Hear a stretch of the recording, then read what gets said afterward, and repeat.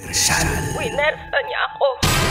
Mas pinainit. Ramdam ko ang halik niya sa leeg ko, pababa sa aking.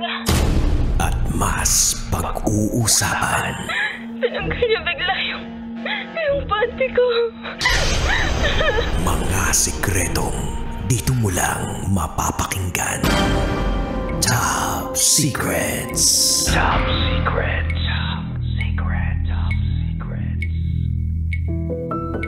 Hi Kabisyo, it's me, DJ Rocky Tera, and welcome to the program Top Secrets, kung saan pwede kang makapagbahagi ng iyong pinakatatagong sekreto. Pero bago ko i-welcome ang ating top secret sharer, gusto ko lang sabihin kay Sir Joseph Montaño na nanalo ng 2,000 petot sa Love Knows No Boundaries natin, na na-claim agad yung premyo niya. Kumbaga 9:20 in-announce ko yung pangalan niya. Aba, wala pang 30 minutes, nandito na agad sa stasyon. Oo, nakuha niya nga yung 2,000 petot mula sa matambok malaman at mamasa-masakong palad. Pero naiwan naman niya yung matigas niyang card. Oo, so Sir Joseph Montaño, naiwan mo dito yung matigas mong card, okay? So punta ka lang dito sa Love Radio. Kung po pwede bukas na lang, kung makadaan ka dito, ha? Nandito lang sa loob ng booth yung card mo, okay? Anyway, sige, eto na. Kabisyo. This is Top Secrets at i-welcome na natin ang ating top secret sharer sa kabilang linya. Hello, magandang gabi. Hello po, good evening po. Anong pwede naming itawag sa'yo? John. John, tama ba? Yes, DJ. Ilan taon na si John? 41.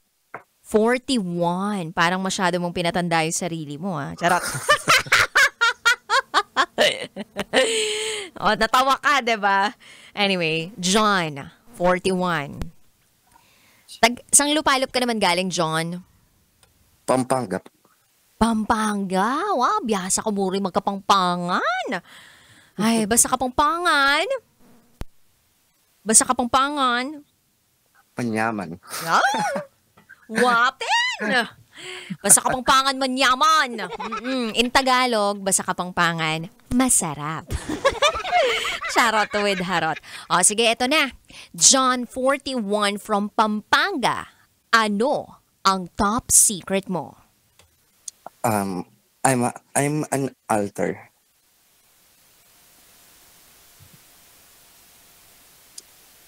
What do you mean by that? You are an alter? Yes, DJ Rocky. Isa akong alter, isa sa mga nagpo-post sa mga videos sa Twitter and Telegram. Pwede mo bang i-explain sa amin kung ano-ano tong mga pinopost mo? I-describe sa amin kung ano tong mga pinopost mo dun sa mga platforms na binanggit mo kanina, kasi medyo vague para sa akin kung anong ibig sabihin ng alter. Mga pinopost ko sa Twitter is mga live sex videos, as in lahat. Nakikita ba yung mukha mo or katawan mo lang yung nakikita? Kita ang mukha. Oh, kita ang mukha. Kailan ka nagsimula? Maybe 2015 or 16. Parang ganun. Meron bang nag-influence sa'yo na gawin tong bagay na to, or ikaw mismo ang nakadiscover dito?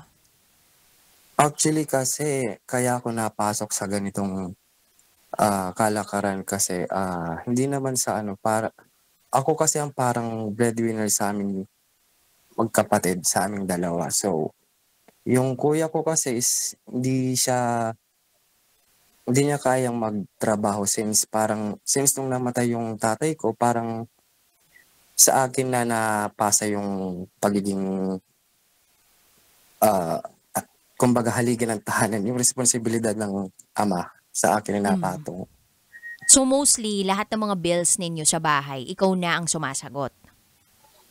Parang gano'n kasi, nanay ko kasi is meron kaming sariling bahay. So, sa akin nakaasa yung nanay ko tapos yung mga pamangkin ko. So, parang since nag-graduate ako ng high school, 'di na nag-start na ako nag-work hanggang until now, never nag-stop ng work. Kaya napasok sa ganyang kalakaran na sabi ko parang kulang yung mga sinasahod ko sa akin palang kulang na kaya Mhm. napasok ako sa ganitong sitwasyon. Yung mga previous jobs mo, ano-ano 'tong mga 'to? Actually, nagtrabaho ako sa isang kilalang bakery dito sa Pampanga and nagtrabaho din ako as massage therapy sa isang spa. Mhm. So, marami ka na ring napasukang trabaho. Tapos nung natagpuan mo itong klaseng trabaho na 'to, I mean, gusto ko malaman paano ka nagkaroon ng idea about this job? Actually, napapanood ko lang kasi siya dati sa mga, internet, mga ganyan. Tapos sabi ko, "What if, try ko, baka sakaling may kita, baka kumita ako dun kahit papaano." So ayun, nag-try ako nung una, parang takot ako siyempre, dating pulis kasi ang father ko nung nabubuhay pa siya tapos nung una 'di rin niya tanggap kasi na meron siyang anak na part ng LGBT. Umamin ka ba sa kanya or nalaman na lang niya?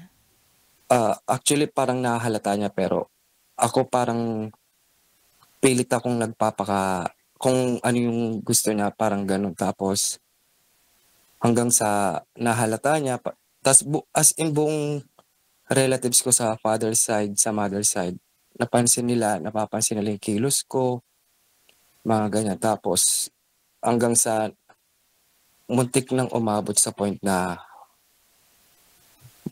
itakwil ako ng tatay ko. Mhm. Pero bakit hindi umabot sa puntong 'yun? Siguro pasasalamat ko din kasi, kinausap siya ng kapatid ng nanay ko na, "Wala ka ng magagawa kung ganyan yung anak mo tanggapin mo na lang na ganyan, kaysa sa magrebelde lalo siyang magrebelde." Parang gano'n ang ano ng tita ko sa kanya. So, nung una 'di niya tanggap talaga, so 'di niya ako kinakausap for 1 year, 2 years kahit magkasama kami sa bahay. At anong pakiramdam nung time na 'yun? Parang parang ano lang, parang tuod lang na dinadaan-daanan ng tatay ko sa bahay na kagaling sa trabaho, hindi niya ako pinapansin, hindi ako kinakausap, kuya ko pinapansin niya, ako hindi, parang gano'n. Nanay ko lang yung kumakausap sa'kin. Palagay mo ba yung experience mo na 'yun sa father mo is one of the factors kung bakit napili mo etong trabahong 'to? O meron ba 'tong Parang meron ba 'tong factor? parang kasing ang ano ko, parang naghahanap ko ng pagmamahal or yung taong tatanggap sa'kin, parang gano'n sa ibang tao. Parang nakita ko sa ibang tao yung Validation. yung gano'ng bagay na hinahanap ko na hindi ko makita dati sa tatay ko. Kanina nabanggit mo nung nabubuhay pa siya, tama ba yung pagkakaintindi ko, wala na ba siya ngayon?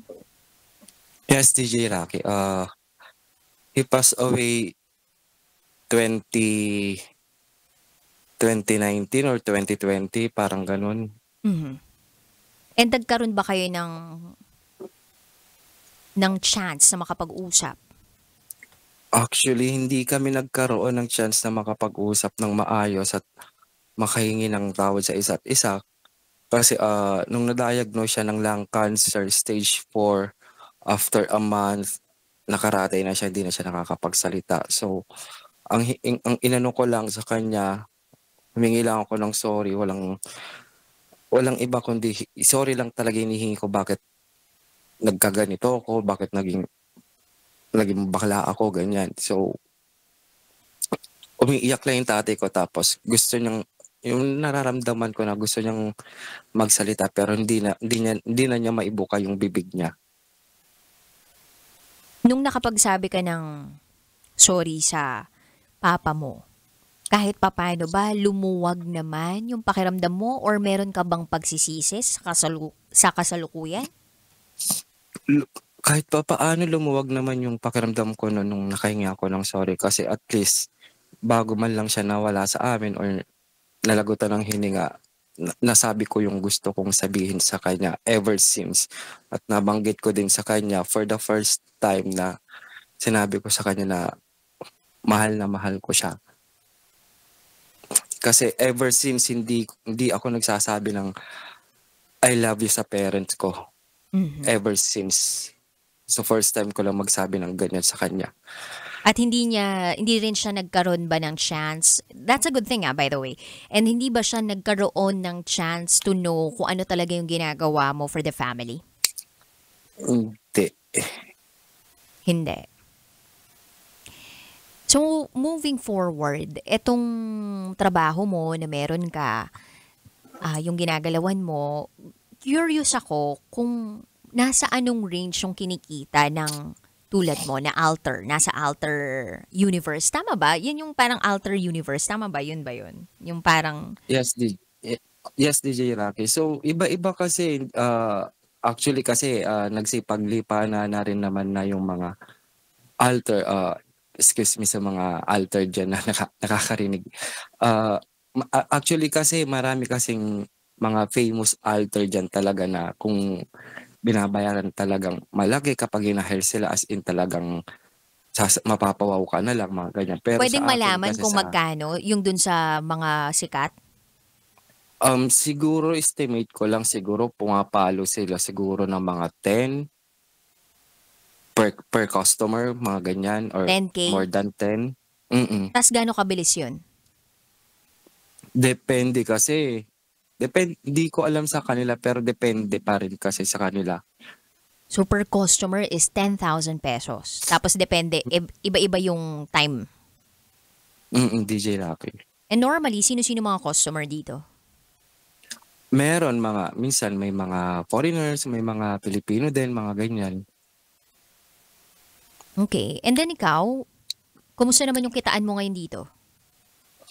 Sa akin kahit papaano okay naman, nakakatulong naman, nakakadagdag din naman ng kita yung mga binabayad sa akin ng mga nagiging customer ko. Although na yung pagiging alter ko is parang sideline ko pero parang hindi ko na maiwasan. Although na gusto kong iwasan, gusto ko nang i-stop yung pag-alter pero parang andiyan dyan yung kabilang side ko na sige lang ituloy mo yan. Parang ganun na gusto ko nang bitawan or iwan yung pagiging alter. Palagay mo, ano yung rason kung bakit hindi ka pa rin makibitaw? Actually, yun nga yun tulad na nasabi ko kanina na parang pasan ko lahat. Parang pasan ko lahat. Since ako yung parang mas may abilidad na makapagtrabaho kasi yun nga yung kuya ko daw hindi niya kaya magtrabaho kasi nagbe-maintenance siya ng diabetes, nanay ko senior citizen na rin, may sakit din. Tas yung pinagkakakita lang nila sa provinces yung pagtitinda lang nila ng mga konting merienda, mga siomai, halo-halo, barbecue. Ganun lang yung pinagkakakitaan nila. Mhm. Kaya siguro hindi ko mabitawan yung pagiging alter. Dala talaga ng pangangailangan. May regular job ka, tama? Meron. So, tuwing kailan mo sinisingit tong pag-alter mo? Every time na pagkalabas ko ng trabaho, kapag nagkaroon ako ng pag nakauwi na ako sa bahay, open ng Twitter account, magpo-post, available this time, mga ganyan, pati sa Telegram, Mhm. pati sa Grindr, Mhm. Blue, mga ganyan. Lahat ng social media apps social media apps, Mhm. ginagamit ko. And then, ano yung nagiging normal usapan between you and the client? Like, meron bang pagpapakita ng lahat? Meron bang kailangan ba may sound? Anong mga usapan? Or depende siya client to client, ganon? Actually kasi sa akin, based on my experience kasi kapag may message sa akin, for hair ka ba? Magkano ang rate mo? Mga ganyan. Tapos, pwede ka ba mag-send ng whole body, picture, lahat kung pwede mong isend. Lahat ng kaya kong isend, lahat ng hinihingi nila, May meet up. pinupush ko, sinesend ko. May meet up ba to? Meron. Minsan yung iba, before meet up, need muna ng video call. So, para iwas scam daw, mga ganyan. So, sige, okay lang. Okay lang. And then bago ka mag-send ng video or photo, dapat bayad muna sila. Sa akin kasi kapag kalimbawang nagbigay na sila ng date and time, so doon pa lang ako nag-a-ask ng down payment. Minsan 50% ng price ko, ganyan. Or 70-30, ganyan. Depende sa ino-offer kong price kung magkano. Matanong lang meron ka na bang naging client na sikat? Actually, meron. Hindi ko siya masasabing sikat kasi hindi naman siya nag-alter. Pero nasa Twitter siya. So, nagpa-follow siya lahat. Pina-follow niya lahat, halos karamihan ng mga alter na mga famous alter from Manila. Tapos parang one time na lumabas yung account ko sa newsfeed niya, trinay niya, ayan. So, twice siguro kaming nagkita. Oh, nagkita in person? Mm-mm. Oh, nagkita and merong nangyari? Yes, DJ, meron. Once. Tapos yung second time na nagkita kami, parang casual meetup lang, kwentuhan, coffee, hangouts, ganun lang. TV Yung personality second time. to? Ano yung DJ? TV personality? Hindi siya. Hindi naman. Hindi naman siya TV personality. Basta Known lang siya sa world nyo. parang kilala siya ng ibang famous alter, parang ganyan. Okay. Gets. Anyway, anong plano mo, John? Yun yung hindi ko maisaksak sa isip ko kung ano ba talaga yung gusto, kung ano ba talaga yung dapat kong gawin, kung ihinto ko na ba yung pag-alter or i-continue ko lang dahil sa dala ng kahirapan namin.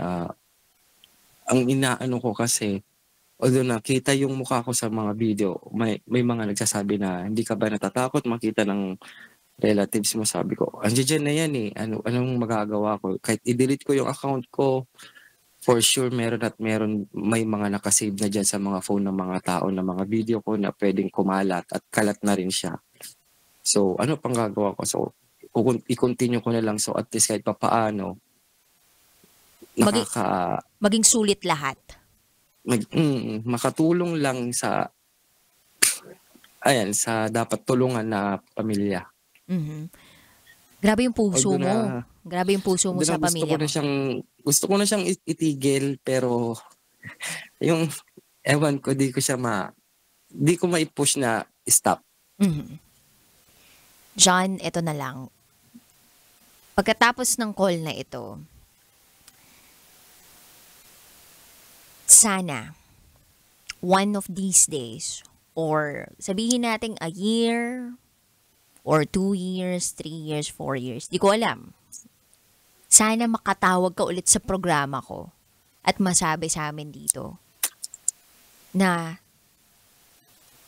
stop mo na kung ano yung matagal mo nang gustong itigil. Nasa sayo yan eh. Ikaw naman ang makapagsasabi kung kailan dapat na talagang ihinto. Pogi ka, no? Ewan ko, DJ Raka siguro, pangit siguro. Loko, parang feeling ko nga macho-macho mo eh. Alam niyo po, kung makikita niyo yung ano niya dito, sabi ko, uy, pogi siguro to. Macho din, kaya madami ko tong customers. Maraming paraan, diba? Para... Nadaan lang sa filter. Ay, madaming paraan para gamitin yung mukha at katawan sa tamang paraan para kumita ng pera. Yung mga modeling, ganyan, raketero, na hindi masyadong nababahiran ng kahit anong, alam mo yun, kung ano mang sexual thoughts, 'di ba, about you from the client.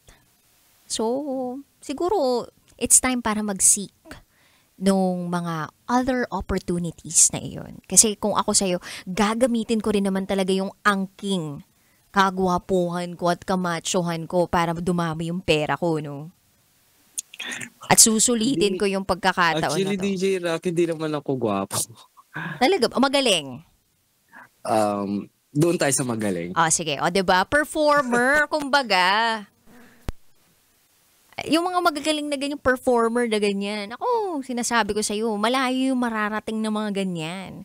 Kumbaga, it's all about channeling your strength dun sa mga tamang opportunities or tamang windows of opportunities para sa'yo. And if a door is not open for you, then you can always step in an open window. Diba? Anyway, maraming salamat sa pagbabahagi ng yung top secret. Naramdaman namin kung gaano kakabuti sa iyong pamilya at kung gaano mo kagusto na ibigay ang lahat sa pamilya mo. Pero sana sa pagbibigay natin ng todo-todo sa pamilya natin, hindi maubos yung tayo, yung ikaw, yung ako. Kasi we often forget ourselves in the process of giving so much for our families. Alright? Yun kasi ang problema, DJ Rocky. Kasi every time na yung parating na yung payday, andyan na yung tutunog yung phone ko, makikita ko, naka-miss call kuya. Every time na darating ang payday, kuya, ang nakikita kong miss call. Mga ganyang bagay. Kaya sabi ko parang, ano ba to? Dapat ako nagre-relax ako kasi ako wala pa akong pamilya, wala akong anak, wala akong asawa. Dapat ini-enjoy ko yung sarili ko. Pero hindi ko ma-enjoy yung pagiging single ko kasi parang nagkaroon ako ng instant na pamilya ng own family. yung basta di ko maano. Tapos pag nagsasabay lahat ng stress ko sa kanila, stress ko sa sa mga bayarin, sa problema, andyan na yung tipong kukuha na ako ng Customer. Sinasaktan ko na yung sarili ko. Ooh. Ganyan, yun yung pinakaano ko din na sarili ko na yung sinasaktan ko. Nagsusugat na ako sa sarili ko para lang matanggal ko yung problema ko, yung makalimutan ko kahit papaano. Meron ka na bang nakausap sa family mo about sa pinagdaraanan mo? Like, kuya mo, mother mo, binahagi mo na ba sa kanila na medyo nahihirapan ka na or nahihirapan ka na? Unable ba talaga si kuya to work even if na meron siyang diabetes? Di talaga siya kaya, hindi niya talaga kaya magtrabaho kasi paano ba bigkasin? Pilay siya maglakad. Tapos How about PWD. online work, online job, ganon? Wala siyang phone. Wala siyang sariling phone. Ang phone lang niya is yung unang-unang cellphone pa na keypad. But able Na to think ba siya? Pinaghahatian pa nila ng nanay ko. Pero able to talk ba siya? Able to speak? Able ba siya to think? Meron ba siyang critical thinking? Wala naman. Pero yun lang. PWD lang talaga siya. So parang physically challenged talaga siya. Gets. Pero I think pwede kung tatanggap ka ng suggestion, pwede kang mag-provide ng cellphone ng pang live selling. Ayun nga, nung una kasi nagbigay ako ng phone sa kanila, andyan yung nawala nila. Alam mo yun yung pinag-ipunan ko para at least magkaroon sila ng kahit papaanong phone, pinaghirapan ko. Tapos, na isang laba? Siguro hindi siya, nalaglag daw sa daan. Oh, so bad. Yung pinaghirapan ko na ibinigay sa kanila, So nawalan ka ng din gana? mabilis. Na-disappoint ka, na-frustrate ka? Ayun, sobrang disappointed ako no, kaya sabi ko, never na ako. Kasi isa din kasi akong kuripot na tao. So, once na magbibigay lang ako once kapag nawala o hindi iningatan, tama na, ayoko na. Parang ganun. Pero hindi ka matutulungan kung sakaling hindi mo rin sila bibigyan ng opportunity. Kumbaga, bigyan mo rin sila ng ultimatum para matakot din sila. Kasi minsan kapag alam nila yung mga tao na nakapaligid sa kanila, kaya nilang parang hinging-hingian, na alam nilang masasandalan nila, na matutulungan sila, na parang isang kibot lang magbibigay agad, yung ganun ba? Parang doon na nakadepende yun. Hindi na talaga matututo. So, minsan kailangan mo rin pakita na nahihirapan ka para mas maintindihan nila na mabigat. Na kapag sama-sama kayo, mas gagaan lahat nung pakiramdam ninyo. Diba? Tsaka, Anyway, hindi ko John. hindi ko kaya magsalita sa kanila. Yung sa ibang tao ko na open up yung problem ko sa family. Pero sa mismong family ko, hindi ko ma-open sa kanila. Parang umaatras yung dila ako. Pag gusto ko na magsalita, andyan na yung alana, tameme na ako. Parang ganun. John, I hope you find strength na makapagsalita, maging vulnerable sa pamilya mo. Kasi at the end of the day, pamilya mo naman sila eh. And walang ibang tatanggap sa'yo, kundi sa kanila. Sa oras na nanghihina ka, pwedeng sila din ang maging lakas mo. Hindi sa lahat ng pagkakataon, ikaw yung magiging lakas nila. There will be points or there will be a point in your life na manghihina ka din at sila ang kailangan tumayo para maging lakas mo. Alright? So John, maraming salamat sa pag-share ng yung top secret. We're running out of time. Overtime na tayo. And I hope kahit paano napagaan namin yung nararamdaman mo. So I hope one day you'll call this program at masabi mo sa akin na okay na ang lahat sa'yo ngayon. Alright? Thank you so much. God bless you always, John. Easy, Rocky. Bye. Thank you so much.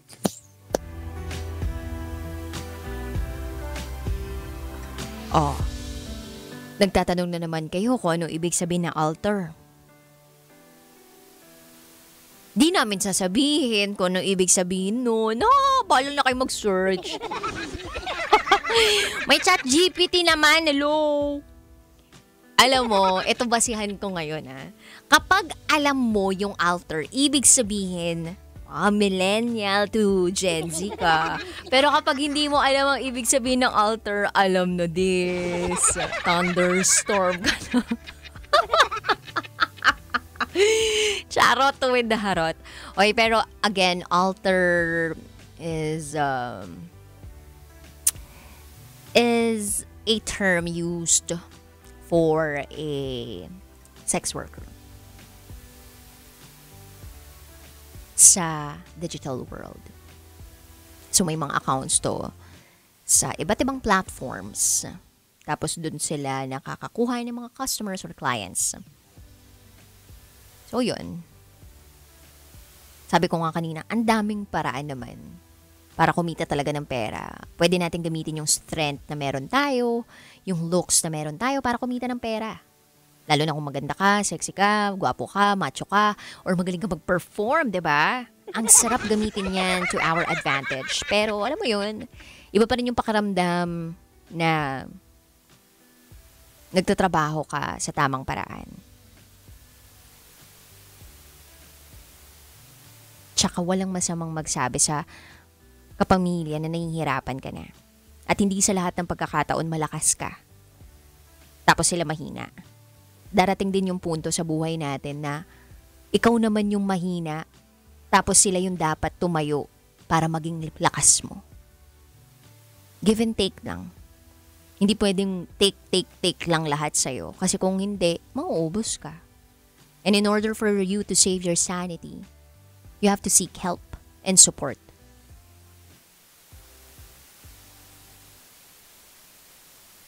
So, shoutout sa lahat ng mga breadwinner dyan na lahat ginagawa para sa pamilya nila. Alam ko mahirap.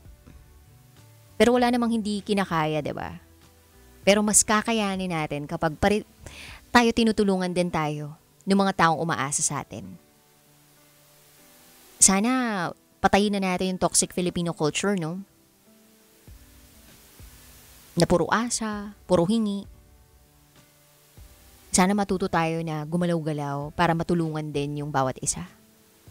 Kung aangat tayo lahat. Hindi yung isa lang yung aangat para buhatin tayo lahat. Yun lang. Maraming salamat, Kabisyo. O yung nag-iisip na yan, na pwede din siya kumuha ng customer sa Outer Universe. Hoy Anyway, maraming salamat sa iyo, Kabisyo, sa pagtutok mo. Nakapiling ang Basa Princess ng Love Radio, DJ Rocky Terate, kayo nakatutok sa 90.7 Love Radio. Kailangan pa bang i-memorize yan? Basic. This is Top Secrets.